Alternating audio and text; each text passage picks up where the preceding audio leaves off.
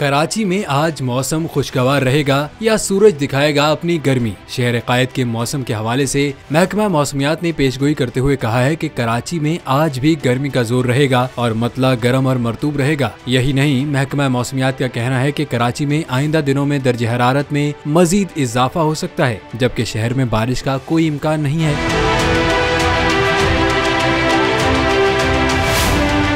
Chief metrologist सरदार सरफराज का कहना है कि समुद्री हवाओं में तातुल के बाइस अक्टूबर का महीना गर्म रहेगा, जबकि आज कराची का मौजूदा दर्जे हरारत 30 डिग्री सेंटीग्रेड है, जबकि गर्मी की शिद्दत 33 डिग्री तक महसूस की जा रही है। शहर कायद का ज्यादा से ज्यादा दर्जे हरारत 33 से 35 डिग्री सेंटीग्रेड जाने का इम्कान है। हवा में नमी का तनासुब 79% है।